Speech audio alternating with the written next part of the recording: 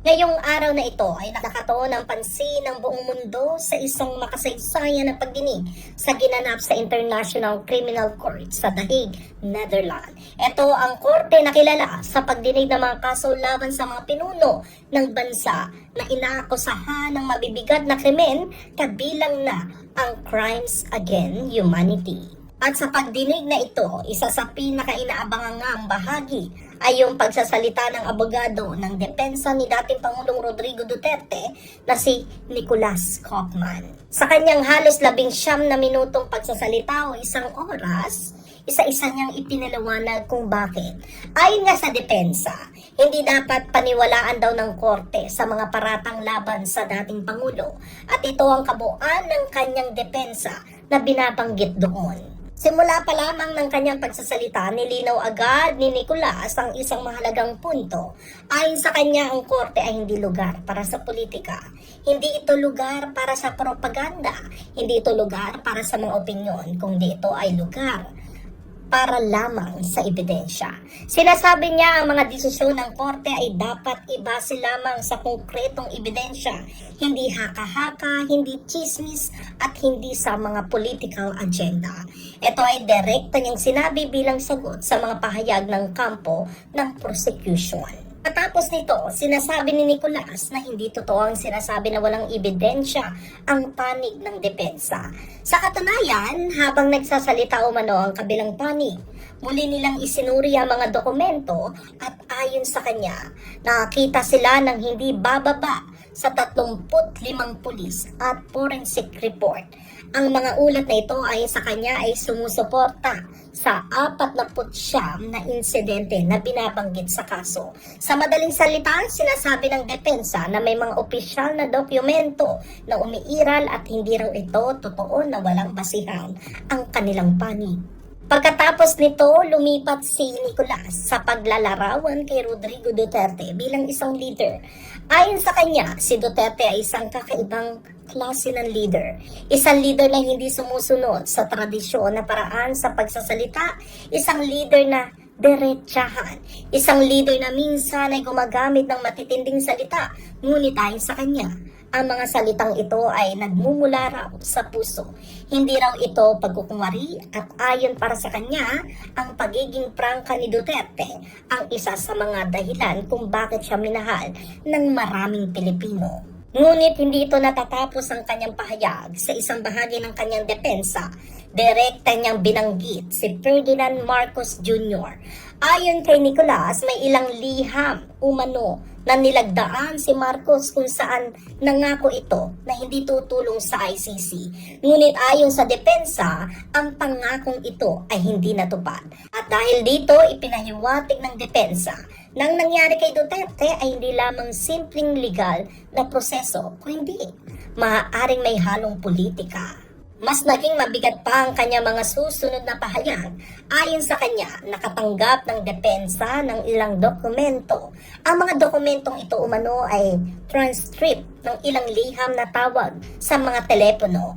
Sa transcript na ito ay may isang tao raw na nagsasabing siya ay tumutulong sa pagpapadala ng testigo sa ICC. At ayon sa depensa, ang layunin umano nito ay upang sirain ang reputasyon at legacy ni Duterte. Bagamat hindi niya ipinangalanan ang mga sangkot, malinaw na ipinahiwatig ng depensa na mas malalim na politikal na galaw sa likod ng kaso. Sumunod naman niyang tinalakay ang mas malawak na konteksto ng drug war. Ayon kay Nicolas, ang problema ng illegal drug ay hindi lamang problema ng Pilipinas, ito ay problema rin ng maraming bansa. Binabanggit niya ang mga bansa ng Latin America kung saan mas mataas pa raw ang bilang ng mga namatay dahil sa drug-related violation. At sinabi rin niya na ayon sa kanilang mga datos, matapos bumaba ang pwesto ni Duterte, patuloy pa rin umano'y tumaas ang bilang ng mga namamatay. At dito niya tinanong ang isang mahalagang tanong, nasaan ang ICC sa mga panahong iyon? Isa sa pinakamahalagang bahagi ng kanyang depensa ay ang kanyang pahayag na ang war on drug ni Duterte ay legal. Ayon sa kanya, ito ay isang lawful campaign. Hindi raw ito isang criminal policy. Hindi raw ito planong pumatay kundi isang kampanya laban sa krimen. Pagkatapos nito, binalikan niya ang buhay ni Duterte bago ito naging Pangulo. Sinabi niya na si Duterte ay naging prosecutor, naging professor sa Police Academy at doon pa lang malinaw na raw ang kanyang dedikasyon sa pagpapatupad ng batas. Isa rin ang kanyang pinagmamalaki ay yung pagbabago nga sa Davao City. Ayon sa kanya, bago naging mayor si Duterte, ang Davao ay puno ng karahasan, ngunit pagkalipas ng panahon, ito ay naging isa sa pinakaligtas na lungsod. Tinatawag ito bilang Davao Model. Ayon sa kanya, ito ay patunay na kakayahan ni Duterte bilang leader. Ipinaliwanag din niya kung bakit nanalo si Duterte bilang Pangulo noong 2016. Ayon sa kanya, hindi nanalo si Duterte sa kabila ng kanyang matigas na pananalita. Nanalo siya dahil dito, pinili umano siya ng taong bayan dahil sa kanyang matapang na paninindigan laban sa krimen. Ngunit isa sa pinaka-controversial na bahagi ng kanyang depensa ay ang kanyang paratang laban sa media, NGO at human rights group.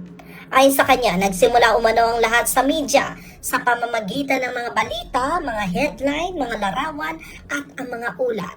Sinasabi niya ang mga larawang ito ay ginagamit upang maglabas ng emosyon mula sa publiko at habang tumatagal ang mga ulat na ito ay naging batayan ng mga reklamo sa ICC. Ayon pa sa kanya, maging ang mga akademiko at mga eksperto mula sa ibang bansa ay nakisali sa pagbibigay ng opinyon.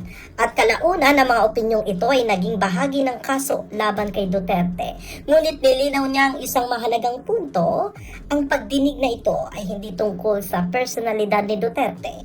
Hindi ito tungkol sa kanyang mga salita, hindi ito tungkol sa kanyang estilo, kundi tungkol lamang sa isang tanong, may sapat bang ebidensya upang patunayan na siya ay nagkasala. At dito niya tinuliksa ang paggamit ng prosecution sa mga talumpati ni Duterte. Ayon sa kanya, gumamit ang prosecution ng 20 speeches bilang ebidensya. Ngunit ayon sa depensa, nakakita sila ng 35 iba pang speeches. At sa mga speeches na ito, malinaw umanong binanggit ni Duterte ang self-defense. At kapag sumunod sa batas, ibig sabihin, ayon sa depensa, hindi ipinapakita ng prosecution ang buong larawan. Kanyang pagtatapos nga, iniwan ni Nicolas ang isang malinaw na mensahe sa korte. Sinabi niya ang kaso laban kay Rodrigo Duterte hindi dapat husgahan base sa emosyon. Hindi sa politika, hindi opinyon, kundi sa ebidensya lamang. Ang kanyang depensa hindi lamang simpleng pagtatanggol, itong direktang hamon sa kredibilidad ng mga paratang laban kay dating Pangulong Rodrigo Duterte.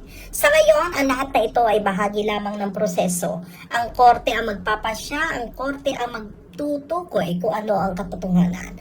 Ngunit ang isang bagay na malinaw, ang laban para sa katotohanan ay patuloy at ang mundo ay patuloy na nagmamasid.